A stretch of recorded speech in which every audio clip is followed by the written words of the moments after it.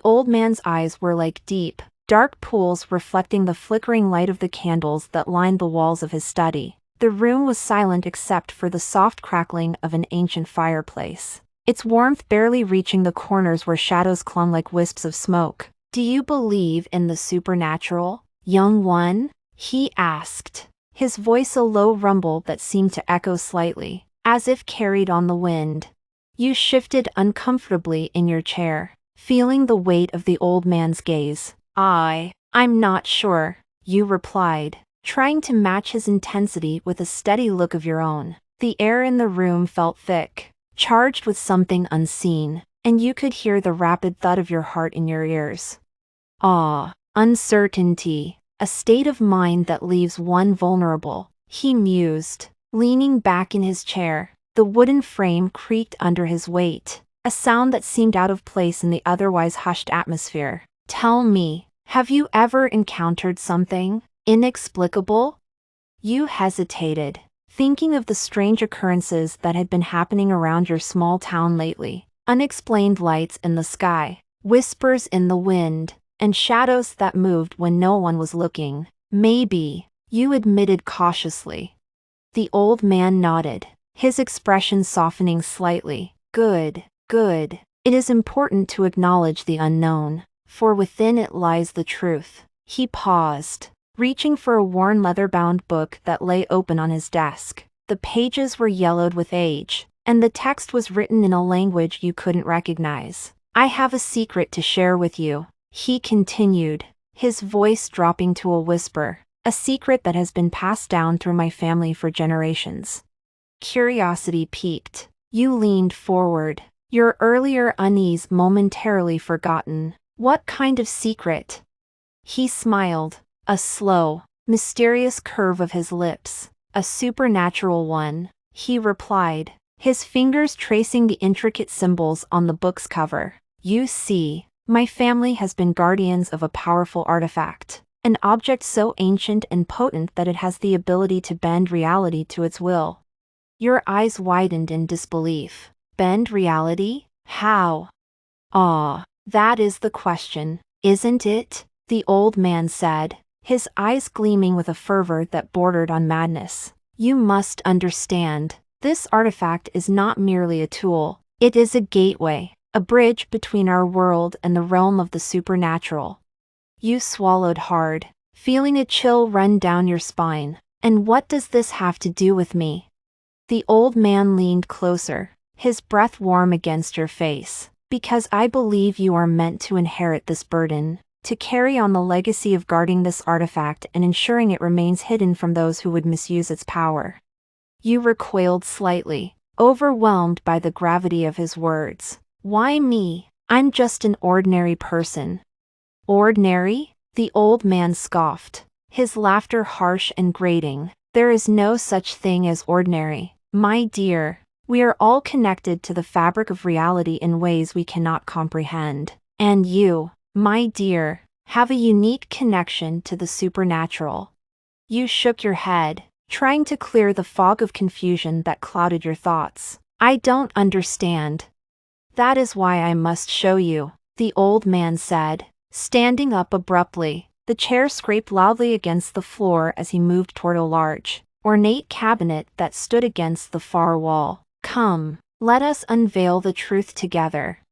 You followed him hesitantly, your footsteps echoing softly on the hardwood floor. The old man reached out and grasped the handle of the cabinet, pausing for a moment before pulling it open with a loud creak. Inside, nestled on a bed of velvet, lay a small, intricately carved box. The craftsmanship was exquisite, each detail painstakingly rendered in wood and metal.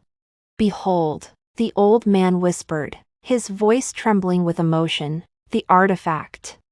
You stepped closer, drawn by an irresistible force. As you gazed upon the box, you felt a strange energy pulse through your body, a tingling sensation that began at your fingertips and spread throughout your limbs. The old man watched you intently, his eyes burning with a mix of excitement and fear. "Touch it," he urged, his voice barely above a whisper. "Feel its power." You hesitated, your hand hovering just above the surface of the box. The energy emanating from it was palpable, a living thing that seemed to beckon you closer. With a deep breath, you reached out and placed your hand on the lid. Instantly, the world around you shifted. The room blurred and distorted, colors bleeding into one another like paint on a canvas. You heard the old man's voice calling out to you, but it sounded distant, muffled by the roaring in your ears. The artifact pulsed beneath your touch, its power coursing through your veins like liquid fire.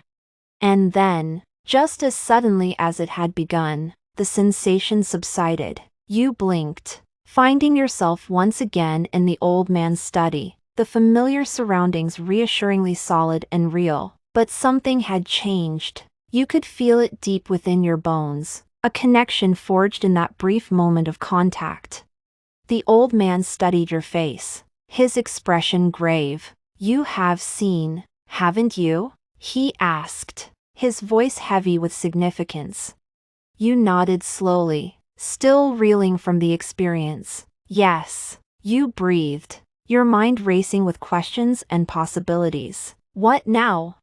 He sighed, closing the cabinet with a decisive click. "Now, we must decide how to proceed. The artifact cannot remain here. It must be moved to a safer location, away from prying eyes." You frowned, considering the implications. "Where will we take it?" The old man rubbed his chin thoughtfully. "I have a secluded cabin in the mountains. It is remote, difficult to reach, and well hidden. It should provide the security we need." You glanced at the artifact, feeling a surge of protectiveness. "When do we leave?" "Tonight," the old man replied firmly. "We must act quickly, before anyone realizes what we have done." You nodded, your resolve strengthening. "I'll pack some essentials. Meet me outside in half an hour." The old man smiled, a rare display of warmth. "Very good. I knew I could count on you." As you turned to leave the study, the old man called out to you one last time. "Remember, this is not just about protecting the artifact. It is about protecting the balance between our world and the supernatural. The fate of many rests in your hands now." You swallowed hard, the weight of responsibility settling heavily upon your shoulders. "I won't let you down," you promised. Stepping out into the cool night air, the stars twinkled overhead, a vast expanse of possibility stretching out before you. As you walked toward your car, a sense of purpose filled you. You had never considered yourself special, but perhaps the old man was right. Perhaps there was more to you than met the eye. And as you drove away from the old man's house, the artifact safely stowed in the trunk, you couldn't help but wonder what other secrets lay waiting to be uncovered.